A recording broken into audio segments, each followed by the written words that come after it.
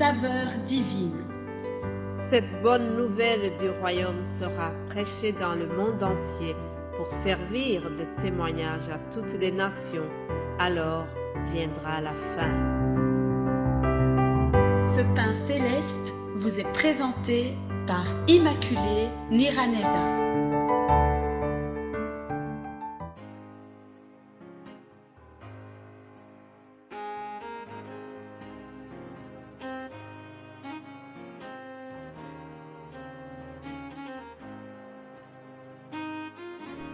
Shalom, shalom, bien-aimés de Dieu qui écoutent l'émission Saveur divine. Que la paix de Christ soit avec vous. Je remercie Dieu pour ce nouveau jour qui s'offre à nous. C'est ici la journée que l'Éternel a faite, qu'elle soit pour nous un sujet d'allégresse et de joie.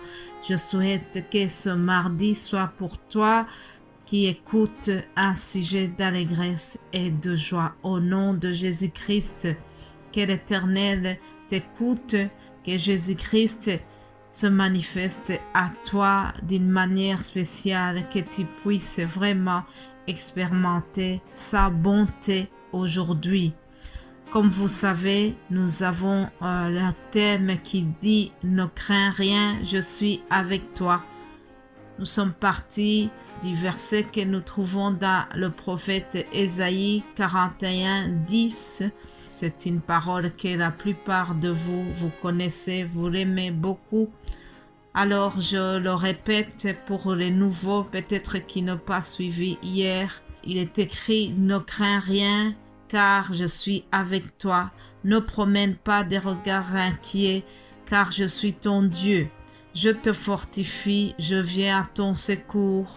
Je te soutiens de ma droite triomphante. Alléluia. » Une autre lecture qui va nous guider aujourd'hui se trouve dans le prophète Joël. Prophète Joël, chapitre 2, verset 21. Je lis ceci. « Terre, ne crains pas, sois dans l'allégresse et réjouis-toi, car l'Éternel fait de grandes choses. » Puis au verset 25, je lis « Je vous remplacerai les années qu'ont dévoré la sauterelle. » Verset 26, « Vous mangerez et vous vous rassasierez et vous célébrerez le nom de l'Éternel votre Dieu, qui aura fait pour vous des prodiges, et mon peuple ne sera plus jamais dans la confusion. Et vous saurez que je suis au milieu d'Israël, que je suis l'Éternel votre Dieu, qu'il n'y a point d'autre, et mon peuple ne sera plus jamais dans la confusion. » Alléluia. Le titre d'aujourd'hui, c'est « Ne crains pas, car Dieu est au milieu de nous. » Ne crains pas, car Dieu est au milieu de nous. C'est ce que nous venons de lire au verset 27. « Et vous saurez que je suis au milieu d'Israël. » Alléluia. Dieu assure sa présence pour le peuple d'Israël. Voyons dans quel contexte le prophète Joël a été envoyé à ce peuple pour donner le message de Dieu. En fait, Israël, le royaume du Sud, avait connu des attaques militaires de leurs ennemis venant de Tyr, de Sidon. Les Philistins faisaient chaque fois des attaques au royaume du Sud. Alors, en plus de ces attaques militaires, en plus des agressions de leurs ennemis, il y a eu malheureusement aussi des catastrophes naturelles. Le royaume a connu une sécheresse terrible. Ils ont connu également une invasion très massive des sauterelles. Les sauterelles avaient détruit toutes les plantations. Alors, pour un pays qui est majoritairement agricole, leur économie était basée sur l'agriculture et l'élevage. Donc, les sauterelles qui avaient dévasté les plantes, cela avait causé beaucoup de peine pour le peuple. Tous ces malheurs sont arrivés parce que le peuple était tombé dans les péchés, ils ont été punis. Cependant, le prophète a fait appel à la repentance. Et comme Dieu, c'est un Dieu compatissant, une fois qu'on se répand, dès qu'on abandonne ses péchés, lui aussi, il nous pardonne. C'est ce que le prophète Joël répète. Il leur a dit, revenez à l'Éternel votre Dieu, car il est compatissant et miséricordieux. Il est lent à la colère et riche en bonté, et il se répand des mots qu'il envoie. Qui sait s'il ne reviendra pas et ne se repentira pas, et s'il ne laissera pas après lui la bénédiction. Voilà les mots du prophète en s'adressant au peuple pour leur dire que si jamais ils se repentent, l'Éternel va encore une fois leur manifester son soutien. L'Éternel va assurer leur présence au milieu d'eux. Je remercie Dieu parce que il ne changeait pas ce qu'il a fait pour le peuple d'Israël.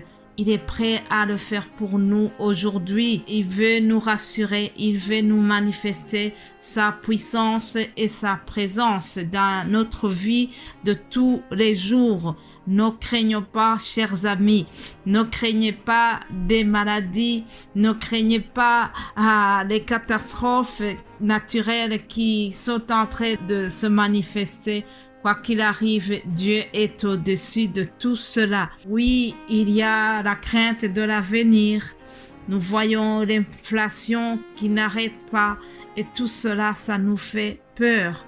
Cependant, nous avons cette promesse de Dieu qui dit que dans des moments pareils, dans des situations difficiles, nous devons faire une chose, invoquer le nom de l'Éternel pour que nous soyons sauvés. Dans le même livre de Joël, chapitre 2, au verset 32, c'est ce qu'il est marqué. Il dit, alors quiconque invoquera le nom de l'Éternel sera sauvé. Quiconque invoque le nom de l'Éternel dans cette période de crise planétaire sera sauvé. Quiconque invoque le nom de l'Éternel lorsqu'une maladie grave frappe à sa porte sera guéri. Quiconque invoque le nom de l'Éternel dans des périodes de catastrophes naturelles sera sauvé. Mon frère, ma sœur, devant ce problème qui t'accable, je voudrais terminer en te disant encore une fois, ne crains pas, Dieu est au milieu de nous, il n'a pas changé.